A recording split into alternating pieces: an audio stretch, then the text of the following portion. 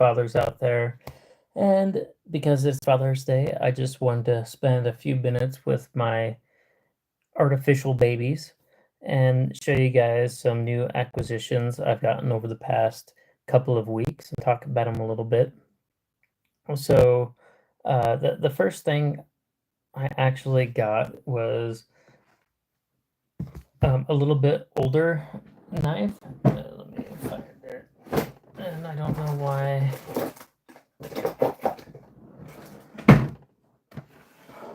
Give me 1 second, guys.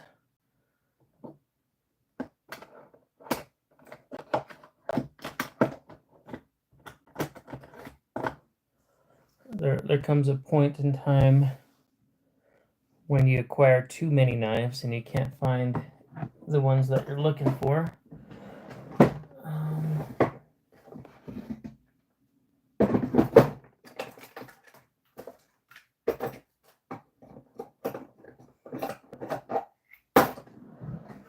Okay, I got it. So I don't just buy new knives. I also acquire vintage and old knives. I actually got this one for my birthday from a colleague of mine because he knows how much I love knives. And this one is kind of like a 70s, 80s style Damascus buoy. I love this thing. I'm going to take it with me when I go camping. It still has a good edge on it. I don't know who the maker is, but it had a rubber handle around it when he bought it, and then he took the rubber off and he found this. So this was a pretty cool birthday present. And then I was searching forever for the kind of a complementary pocket knife or slip joint to go with this. And I got this one on Blade Binge, and I thought it looked perfect. It was the perfect little slip joint to complement it, and it was rarely cheap. I think I spent $15 on this one, and it's a user. Blade Binge, really nice, but it completes that 80s aesthetic to go with that knife. So I don't always buy brand new knives. I do acquire older knives, and then another one that I did acquire over the past 2 weeks, which is a very old knife from the 1940s, would be this bad boy. Hey, how you doing? What's going on, brother? So this is a vintage World War II Mark II. It's from Camillus, New York, and this one was issued to the U.S. Navy. But this is quite a cool knife. We put an edge on it, so it is razor sharp. And this is an authentic World War II knife that I picked up to go with my M1 Grand. And so I'm very proud of this knife. I've wanted one forever. So this was actually my Father's Day present to myself. And I really like this one. It's very special. I just did a YouTube video on it, or a short on it, so you can go check it out. But I do like this knife. I like the history behind it. I'm a World War II buff and a veteran, so this knife has a lot of sentimental value to me. The price on this one, I paid $80 for it.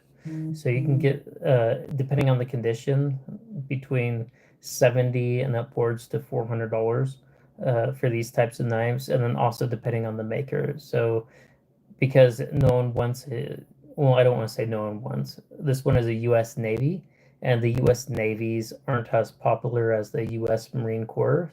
However, the Marine Corps is attached to the Navy, and some Marines were issued these knives and did carry them. So it wasn't just Navy members that carried these knives. And, you know, this fought the Great War, World War II. And this was a user. So I'm happy to have it, proud to have it. And yeah, I won't ever sell this one. I'll give it to my son when he's old enough. Great one. And then I picked up a couple more knives, some very high value knives, some Midtec knives. But before we get into those, I also wanted to show you this thing. This is zero, I think it's zero gravity or zero edge. You can find it on Blade HQ. And this is just a box cutter, but it's very fidgety. and I do like fidgety box cutters. I don't know why, but if it's nicely in the pocket, it gets the job done. I can take it to work and pull it out, and it doesn't offend anybody, especially in my work setting. And I do know it's zero something, but it was very inexpensive on a Blade HQ. Really cool. And I have a collection of fidgety box cutters. That's another one. This is the EXO, and the EXO on Blade HQ. So this is another fun little box cutter you can get if you're into those. But I do highly recommend this one. It's a fun fidgety one. But that being said, back to the knives I did acquire. Before I get into the really special ones, I'll just knock these ones out first. This is Curtis Custom F3, a compact. This is a older model. I highly recommend Curtis Customs. You're either a Hinder fan or a Curtis Custom fan, and this was back in the day. And I recommend Curtis Customs over a Hinder. I actually just now pulled the trigger on a Hinder XM18. I'm going to show you that here in a few minutes. But I love Curtis Customs knives, the compact, and this isn't my first compact that I owned.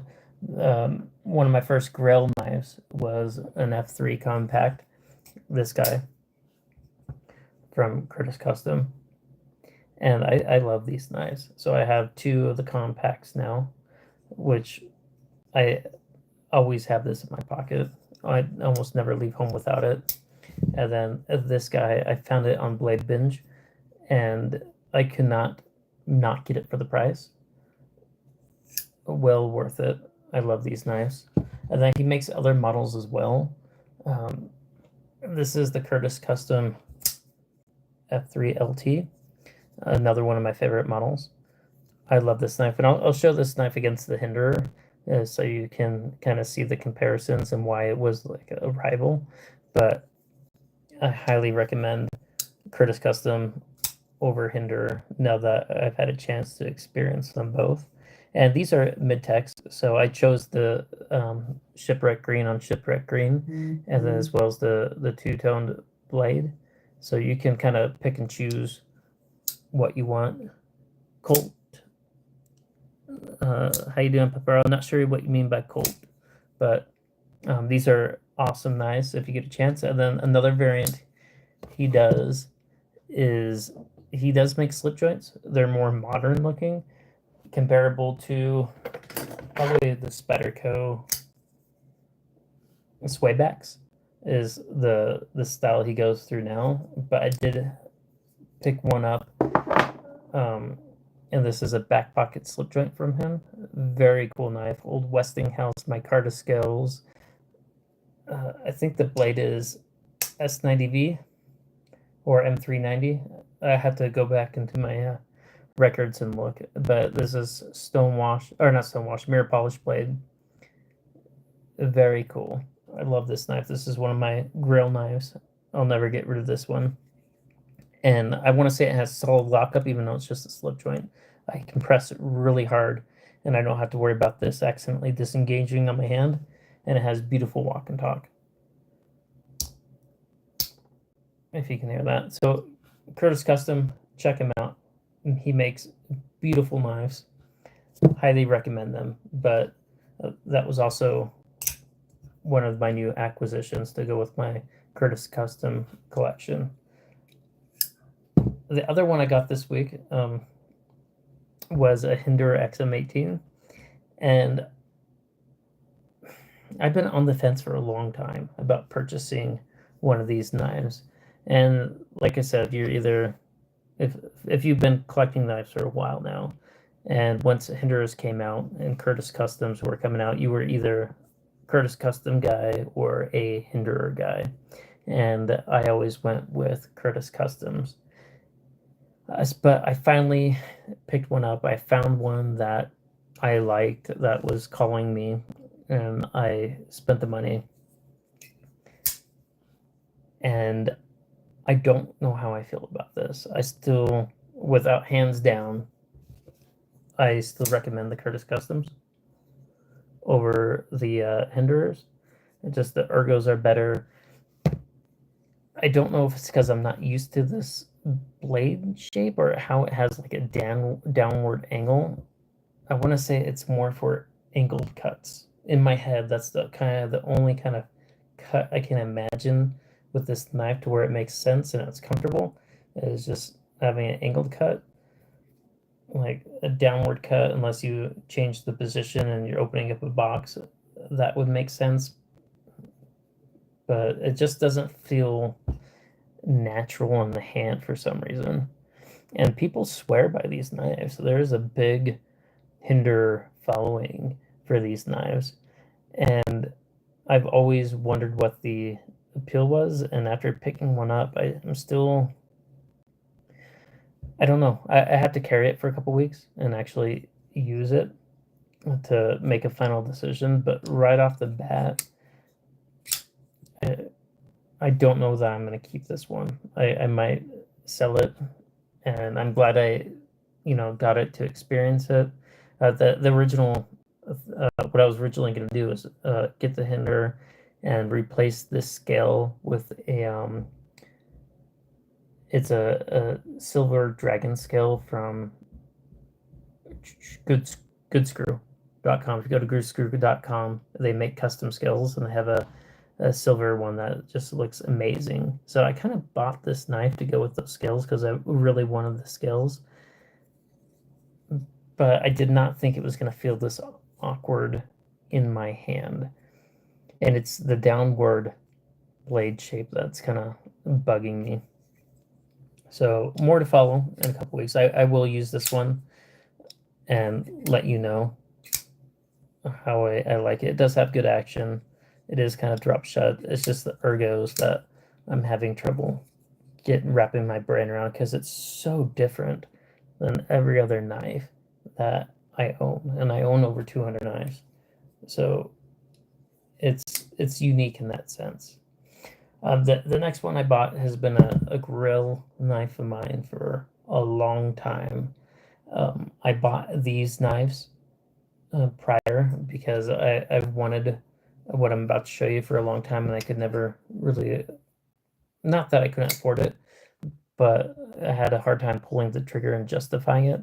So this one has a Japanese super steel. It's ZPD 189, and it has the nicest mirror polish I have ever seen on a knife. And if you guys know anything about Japanese super steels, these have great edge retention and they maintain their sharpness for a long time. So, and the action on these are amazing. This is from Katsu Knives, and this is just a fraction of the price of what I'm about to show you. So I got two of them. There's that, and then this one as well. There's another variant I got from Katsu Knives. This is the ZM series, I believe. This one is not as drop shut as this one. This one is really drop shut, and this one is a little bit more tight. I'm sure I can adjust it a little bit, make it drop shut, but that's just how it came from the factory. But these are really cool. So I bought these because I always wanted a Rockstead, and I finally got one. And this is the Rockstead Higo, and man, I love this knife. This is my new grill, and I'm very proud of this knife. I got it for an amazing deal on Blade Binge because I just don't have the money to purchase a ticket and go all the way to Japan. It does come with a nice leather case to put around your belt or just stick it in your pocket, which is kind of cool because it has no pocket clip. And this is the second knife I own besides my knives like this. I do own several knives like this without a pocket clip because I lived in Germany for so long. That's just kind of the style of knife. Another one without a pocket clip that I really like, which people don't because it doesn't have a pocket clip, is this QSP Penguin. Also has a mirror polish blade on it, and for the price, I highly recommend this knife. It reminds me of a 50s barbershop knife, or I always say, probably in every video, if Tim Burton were to make another Sweeney Todd movie where he needed a character to kill someone with a knife, this would be the knife he chose to use in that.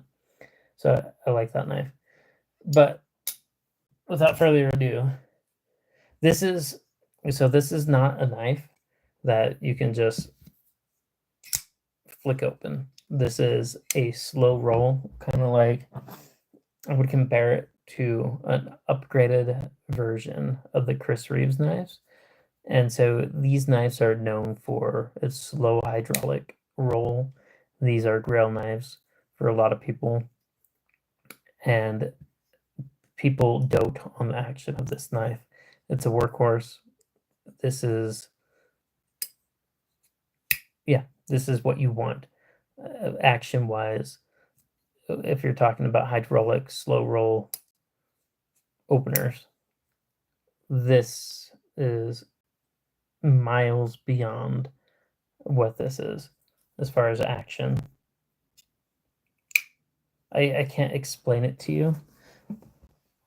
It's something you have to feel the difference. It's not anything I can explain to you on camera.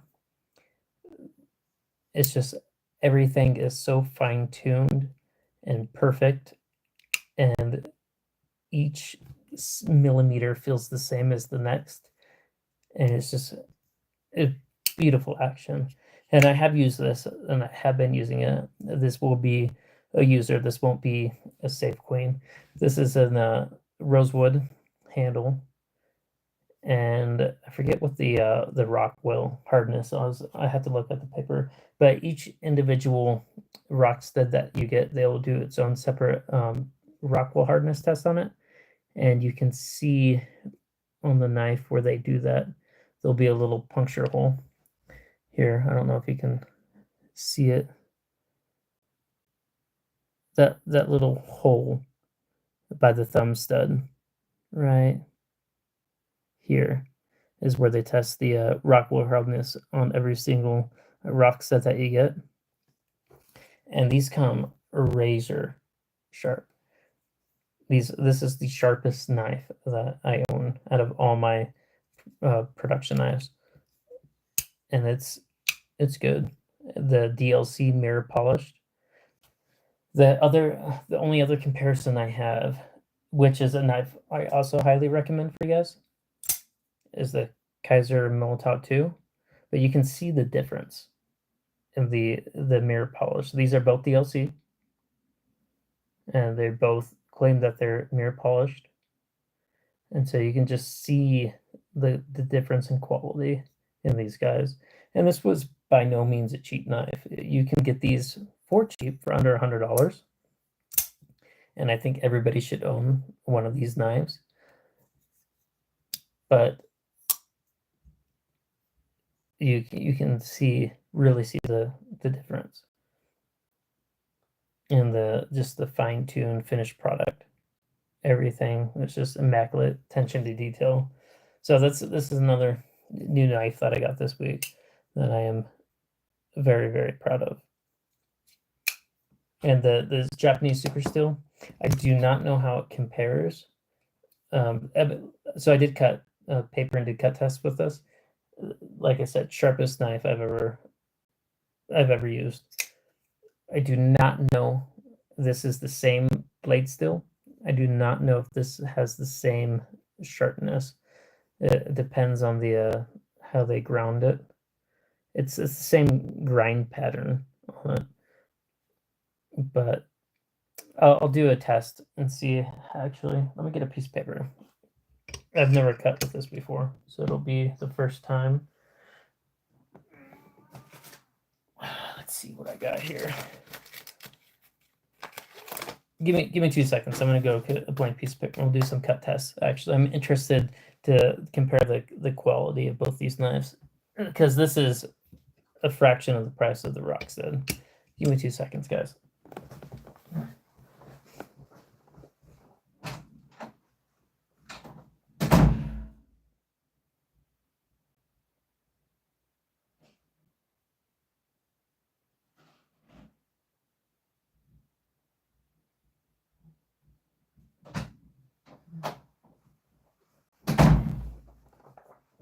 Okay.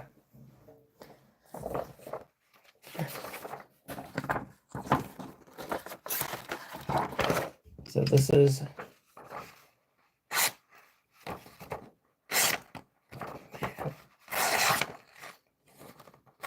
just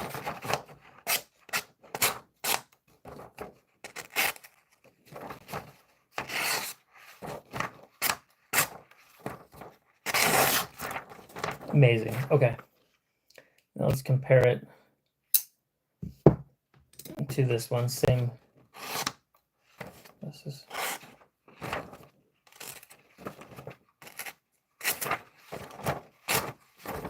Oh, let's get a new piece of paper.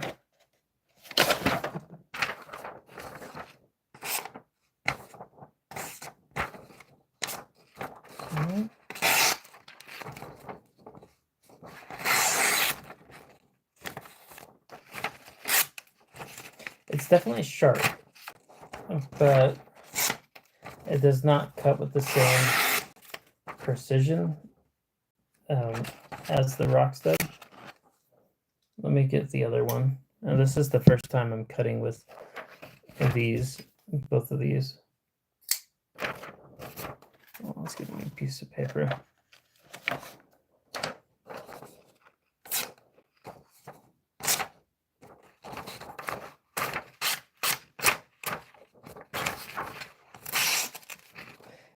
It's not as impressive. They're sharp and they're good knives, but it's just not as impressive and smooth as the Rockstead. Yeah.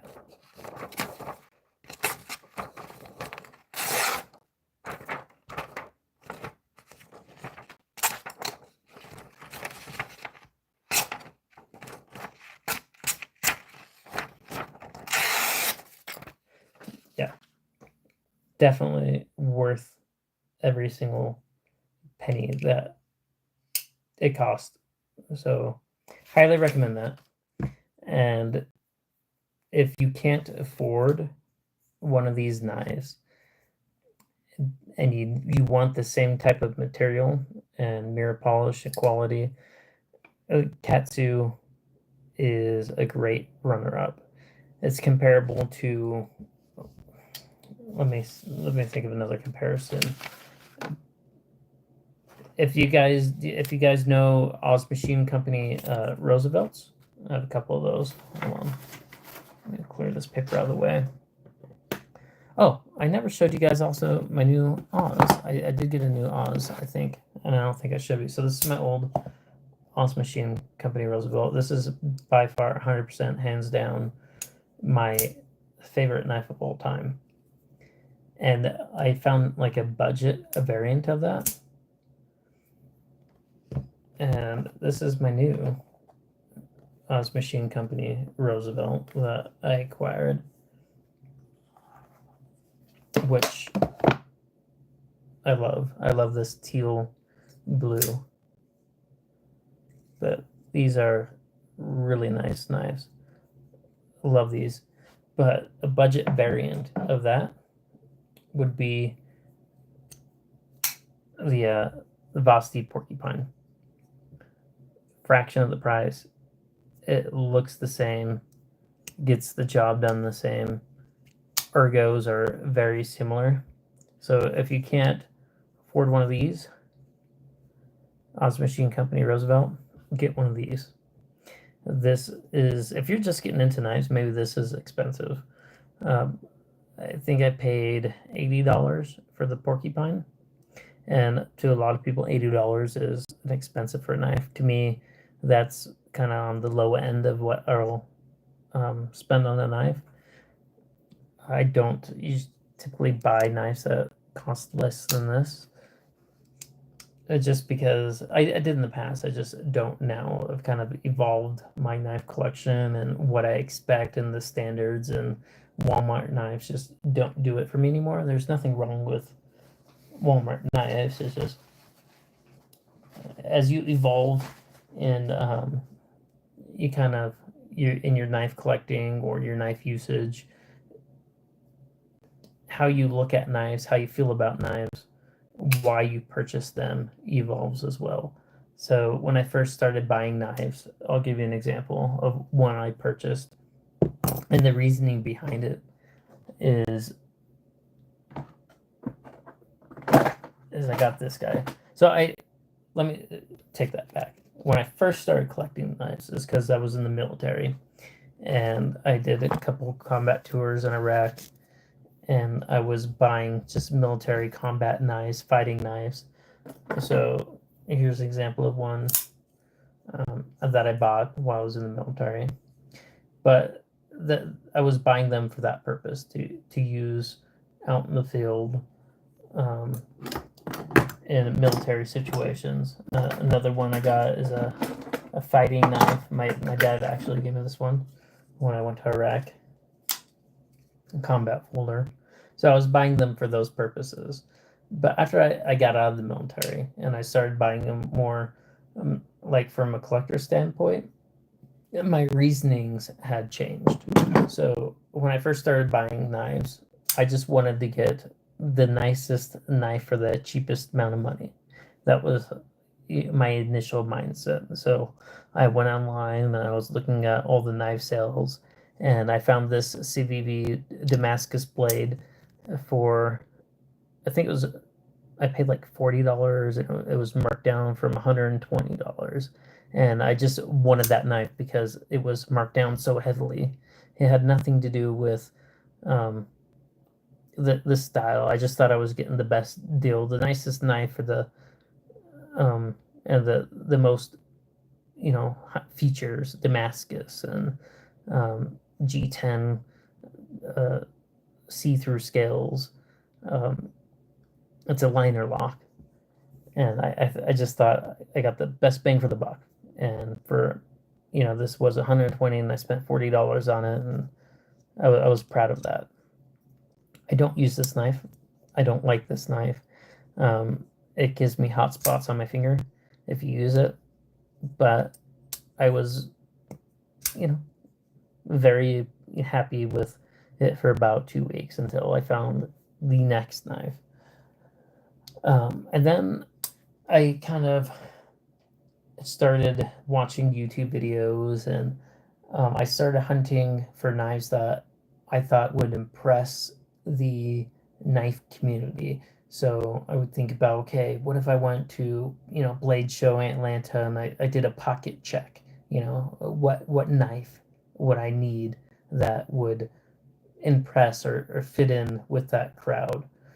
And so that's probably what led me to get the Sabenza.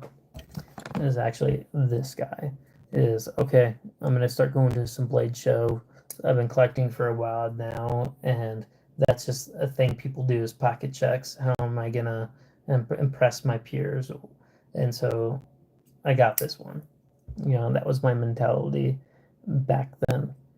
And then as I kind of progressed even further, I started getting to blade steels. And so again, my mindset shifted.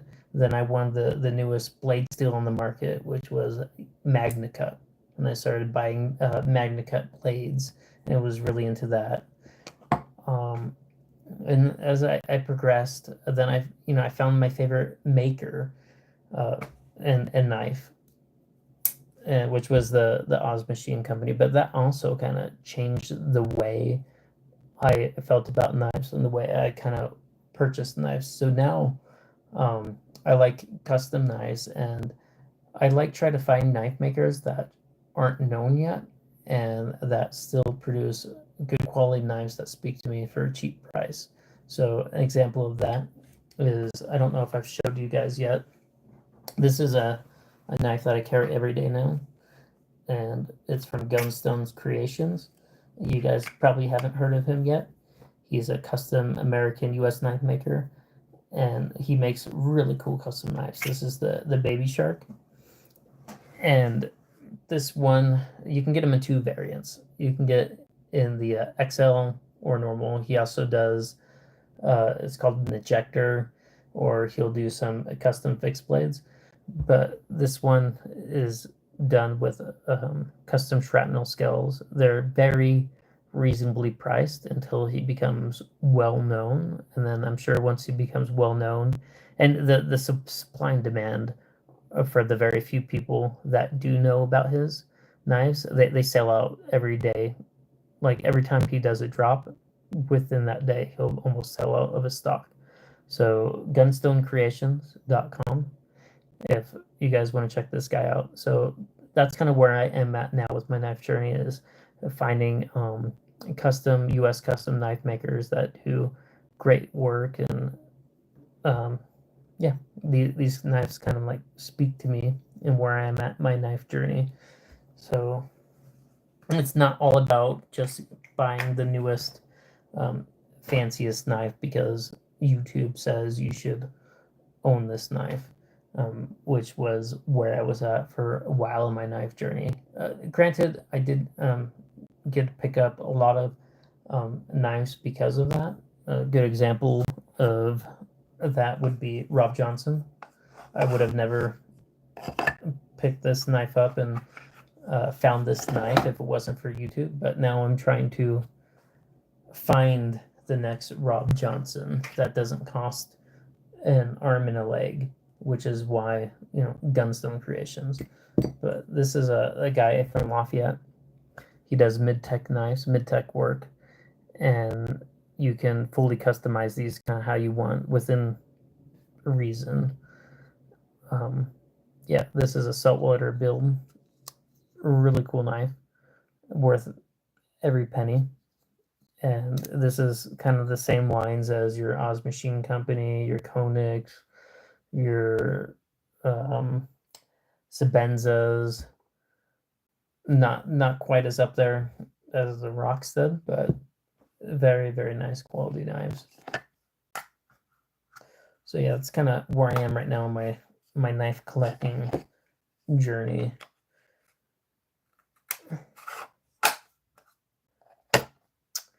But how are you guys doing? Any questions? You guys want to see any certain styles of knives or types of knives while I'm still on for the next few minutes before I go enjoy my Father's Day with my fam?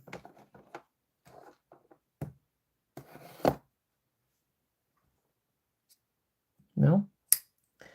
Well, if no questions, or if you guys don't want to see any knives, please like, subscribe. I'm trying to get enough subscribers to where I can start doing this more full time. Regardless, I'm doing it every week, and yeah, if you subscribe, like, it'll help my channel a lot, and I'd appreciate it. I try to do a live stream once a week and just kind of sit and talk with you guys about knives and show you guys the new knives that I have and collected. And if I find new fun stuff like this box cutter, I like to share them with you guys, or just new interesting knives that I found. I like to share with you guys. Also, I haven't mentioned this yet. I mention this guy every video. This is another one of my favorites, is Knives by Nooj. This is the perfect necker. This is the Wicket. He does do a pocket fixed blade, which is a larger version of this. It's the Wicket XL.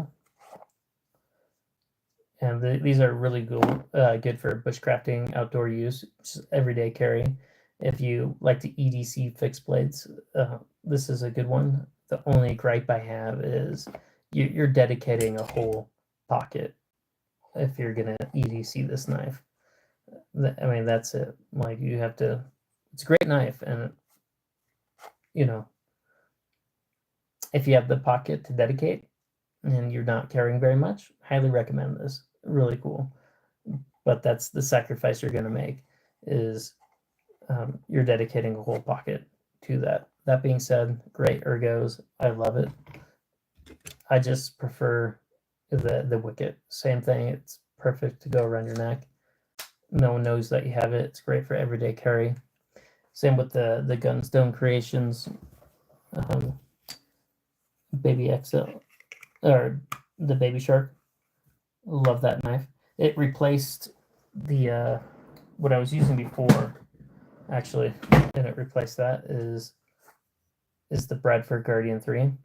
I was using that as my belt knife for a long time and scout carrying it. And I scout carried this for a long time. There's nothing wrong with this knife. I used it for everything. I just find that the Baby Shark is a little bit more concealable, and I can take it to work with me without having to worry about anybody seeing that I have any kind of knife on me, which is important because I work in a hospital environment and I'm not supposed to have them at work technically. I just tell everybody it's a tool, it's not a knife. That's how I get away with it. But no one notices it even when I'm sitting down, so it's a non-issue. So that's why I kind of replaced it. And nothing wrong with this. It's just I don't use it anymore. And now it just kind of goes into a drawer of knives that I appreciate and don't use. This is another one I appreciate, I don't use. I'll never get rid of this one, actually. It doesn't look like much, but this is actually the first fixed blade I ever made. And so it has sentimental value. It's an Appleseed grind. And the handle didn't come out very great because I only had 5 minutes to make the handle before I got kicked out of the shop. But for my first time making a knife, Damascus blade, I was quite impressed about this. So keep it around as a reminder, and it just sits in a drawer now. But yeah, I'll start making knives again. And yeah, that's my first one. That's my first baby, so I do like that. What other knives? Here's another one that just sits around since we're talking about fixed blades. Oz Machine Company. Not Oz Machine Company. Where's my brain today? Lamic Cutlery. Sorry.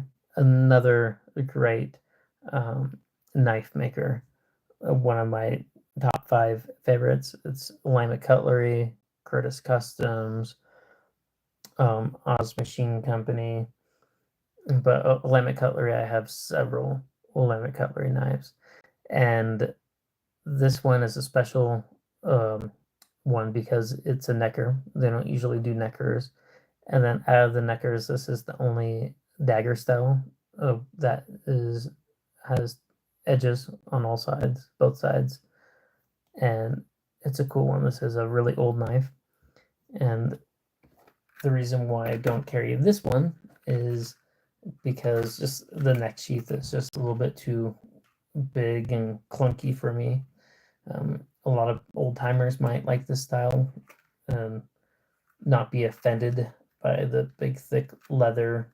It's just disproportionate to the knife, and it's clunky, and it keeps me from carrying it. But the knife itself, I do love.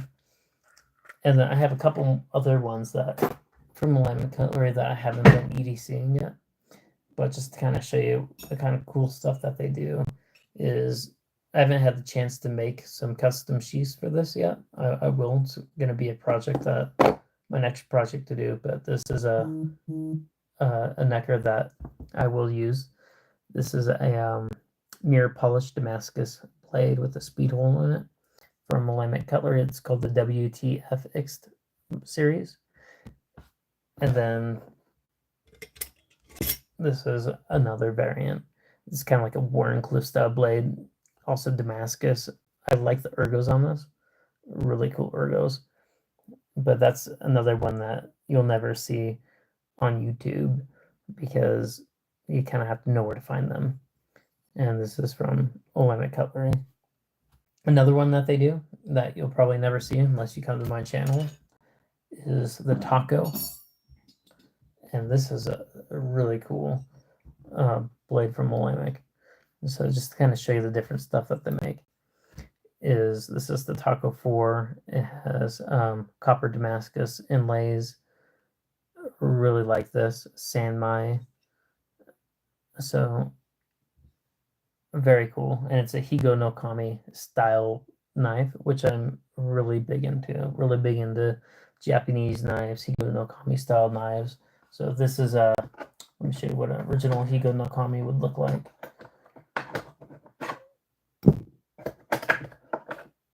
This is a original Higo Nokami, and it's one knife maker that makes these knives out of Japan, and or it's a family that makes these knives out of Japan, but that family is the only one that's allowed to make these and call them Higo Nokamis. There's knockoffs. Katsu does it. This is like a modern style Higo Nokami. Damascus, everything with frame lock. Or sorry, liner lock, which is cool. I like them. But yeah, so Lamic Cutlery does really cool knives. Another variants and styles that they do is customs hand carved series. So here's one. This is the Wayfarer 247 hand carved series. This is from Alamic Cutlery, titanium handles, which is really hard to carve and design.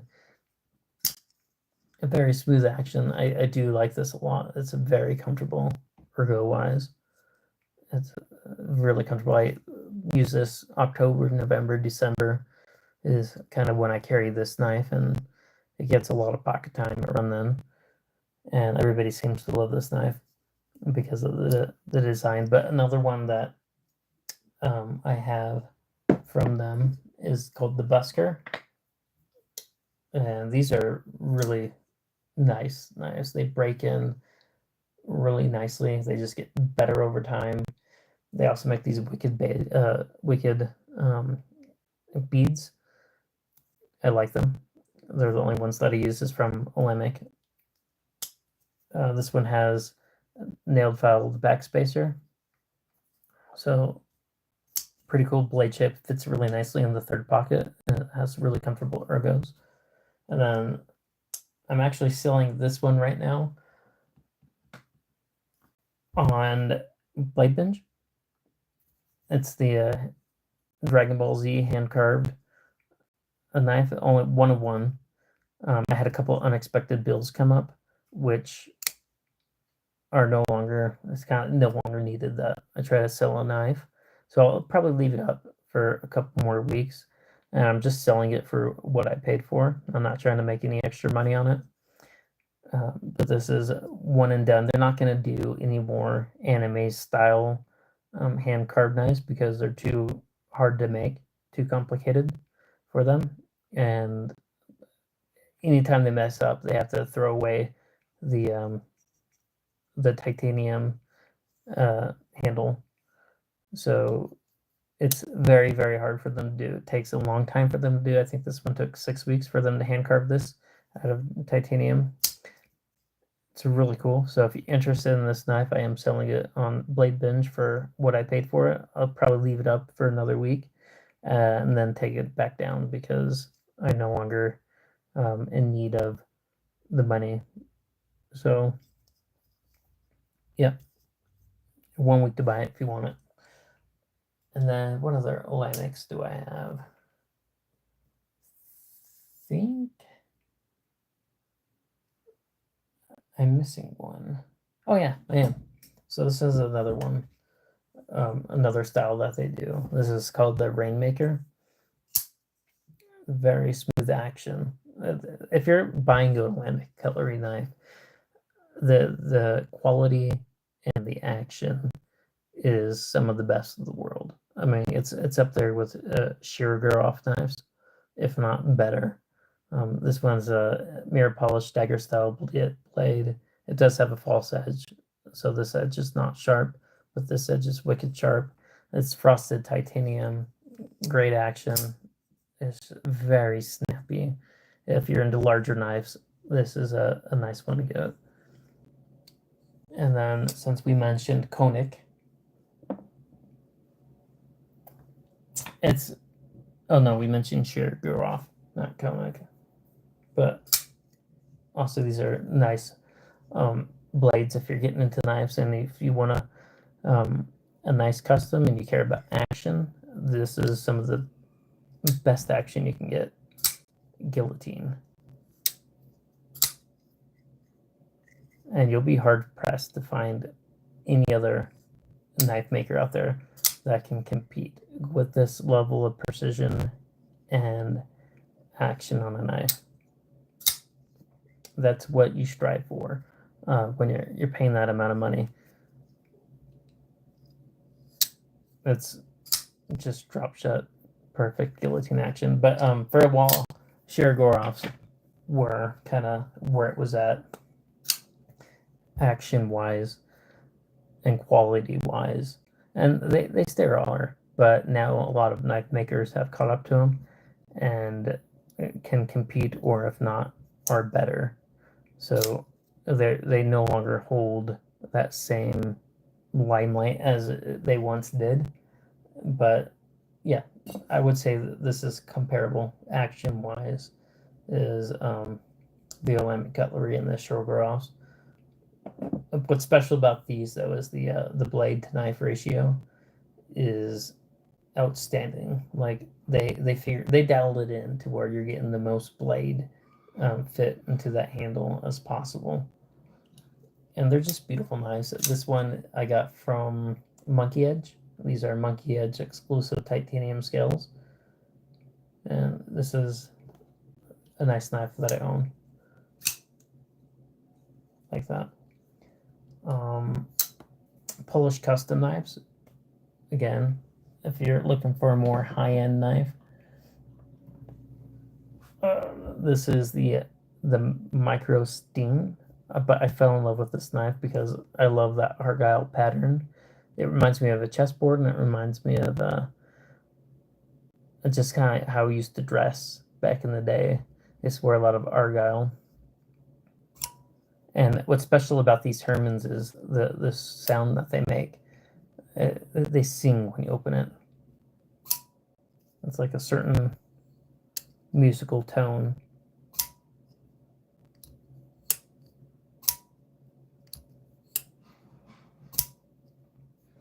So yeah, and then just everything is done with precision and quality. There's no imperfections. And some of these knives run to the thousands of dollars depending on the size, and if you want a full dress, half dress, or just a regular knife. But they use, this one is a M390 blade still. Hey, what's going on? Dennis, how you doing? So highly recommend Herman Knives. Another good knife maker out there is Chavez. For those of you that like these kind of like big, bulkier Curtis custom style, Herman style knives, Chavez is the way to go. This is a scapegoat. The only gripe I have about this knife, besides the weight, and it's heavier on the heavier side because of the brass, a custom, is I like to choke up on all my knives, and I want to choke up on this one, but as you can see, it has a very sharp, where the plunge line should be, like a very sharp edge where you would choke up, and that always sticks me. I haven't cut myself. My most expensive knife is probably either the Rockstead Higo mirror polished,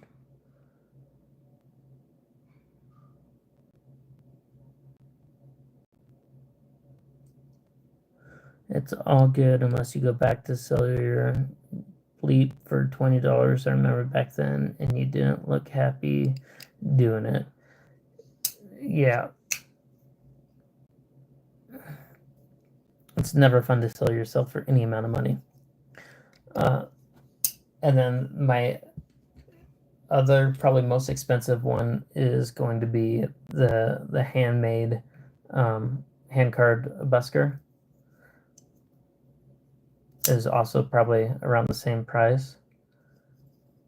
And then I don't know how much I can get for this. Actually, this might be the most expensive knife I own. Not because it's the most expensive knife I purchased, but because you can't find them anymore out in the wild. And this is the Grail knife of Grail knives as far as bell songs go. This is the Benchmade 42. It's in pristine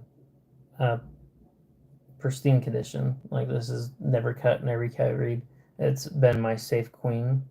I still have the original box, and this I'm sure you can sell for thousands of dollars, not just 1,000, but probably 2+, depending on, just because of the condition. In maybe crappy condition and used, you might be able to find them for $1,000, $1,500, but I haven't seen one of these sell for years, let alone brand new in box. So yeah, this is probably the most valuable knife I own out of all of them. But yeah, so that's pretty valuable. The Rockstead, the conic areas is pretty valuable. This is pretty valuable. This is a Chinese Midtec from Good Screw. This is the Samurai 2, I think, and it has Damascus inlays, and just the action on this. This was a very low batch custom. Do you know Borrowing Knives? Oh, Browning Knives. Yeah, I know Browning Knives. Sorry. I don't own a Browning knife, but yeah, those are like $800-900 knives. Kind of the same tier as the Rob Johnson and the Oz machines. So I got this one. Is a high-end Midtec. Is a really good. Oh, you know what? I'm thinking of Brown Knives. Brown Knives, isn't that like kind of like the same as like Winchester knives? And then Oz Machine Company. These are up there as far as high dollar. I got a couple of those.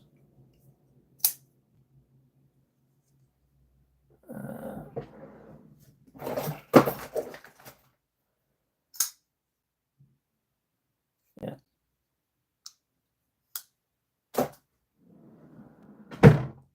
So those are fun. These are my favorite though, bar none.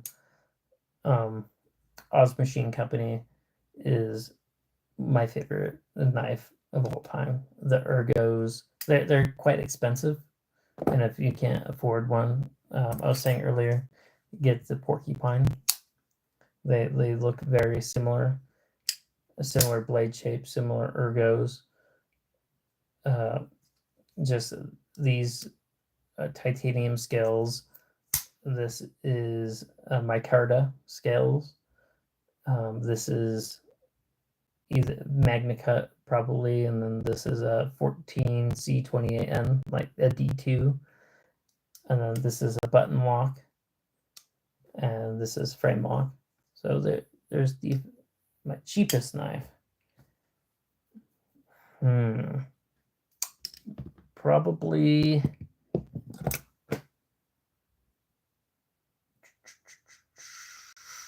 cheapest knife is probably, oh, you know what? I do have cheap knives, $7.40. This is what I paid for these. And I bought them to make fun of. And they're actually quite good for $7 knives. I thought these would just shatter in the hand and break. So I got these because I like One Piece and I'm a big anime fan. And so these are D2. No, not D2.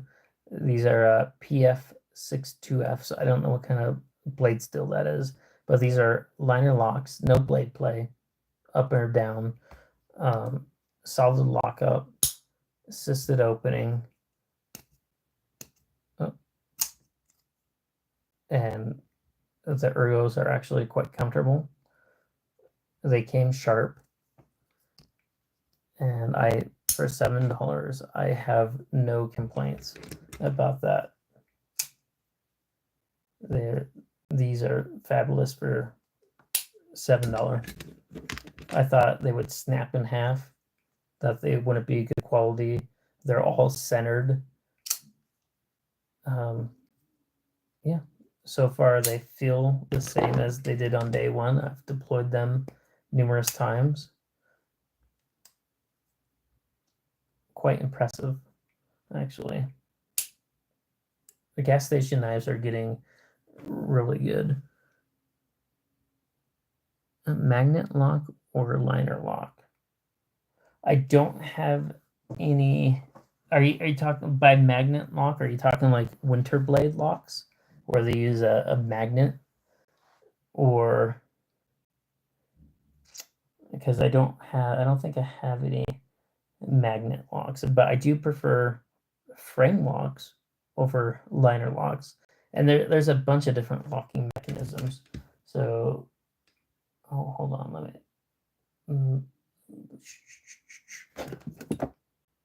Okay, so this is a different locking mechanism. This is a plunge lock, but instead of it's similar to a frame lock. So instead of the frame lock being in front, like, where's the liner locks that I just had?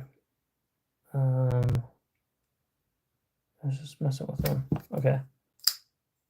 So this is a liner lock. So instead of being in the front, it's in the back. So that's one type of locking mechanism. Another type of locking mechanism is called like a shark lock. That's a really, hold on, let me find. So this is my Demco shark cub, and this has the shark lock, and it's one of the strongest locks on the market that you can buy. And you'd have to take it apart to really see how the locking mechanism works. But if you pull it down, you can see that piece of metal. It clips and holds it together behind the blade. So that's one type of locking mechanism that's really good. And then give me 1 second. There's the super lock, which is similar to the shark lock. And it's a knife I highly recommend. This is probably the best knife that you can own. Under $100. Like if you had $100 or less to spend, you're looking for a knife that's going to last you a lifetime, looks great, is reliable, has a strong locking system, fidgety. This is where it's at. This is the Vision FG. Get one of these. And it has a comparable lock to the shark lock, the super lock. Very strong lockup. So that's another type. The other type you got is your lockback. So it locks up when you have to press it down. It's another locking mechanism. This is a really old locking mechanism, but very reliable. And then you have your frame locks, which is like your Chris Reeves Benza. So the frame will come and then lock underneath the blade for your lockup. And that's a lot of knives are either frame locks or liner locks. I prefer the frame lock more, but that's just my preference. What other locking mechanisms?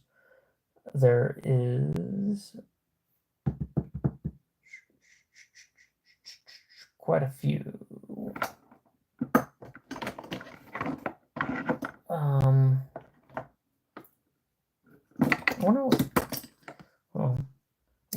locking mechanism this is.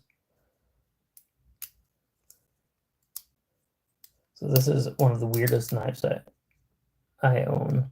This is the Yanni song. And I'd have to take it apart to see how this locks up. I'm interested. This is not a liner lock, or it definitely locks, but I'm not sure how it locks up. I think I'll take this apart maybe next video just to kind of see how it is, but it does lock with this button up here. I just don't know how, but that's another locking mechanism, whatever it is.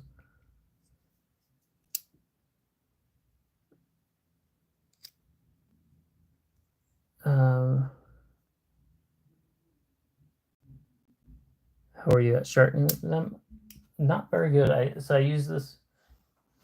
I usually pay to have them hand sharpened with the belt. I did get this, the Ken Onion Work Sharp, and I sharpen knives with this that I don't care about. The knives that I care about, I'll have professionally sharpened, so I don't ruin it. But I do eventually, I'm going to get a professional knife sharpener and start sharpening mine, because I want to put mirror polished edges on some of them. Like this, like I would put a mirror polished edge on. Right now it's not, but I think it would look really cool with one. Yeah. So I'm not an expert knife sharpener by any means. I just do recommend not sharpening your knives with stuff like this.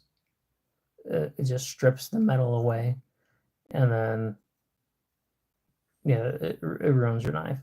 In an emergency, I guess it's okay, or yeah, in a pinch, if you have to, you can use that. Just know you're destroying your knife. So here's another weird knife I own from Spyderco. I own a lot of Spydercos. This is the dog tag by who makes this? Yeah, get going. Actually, I need to go too. Thanks for hanging out with me, guys. Like, subscribe. I usually try to live stream once a week. Like to get on, show you guys my new acquisitions for the weeks. I usually get 2 or 3 new knives a week, and then I'll share with them. I do a lot of shorts. Sometimes I'll do videos. So please like, subscribe, help my channel grow. I appreciate it. And until next week, EDC Knives Weekly. Thanks. Bye. And happy Father's Day.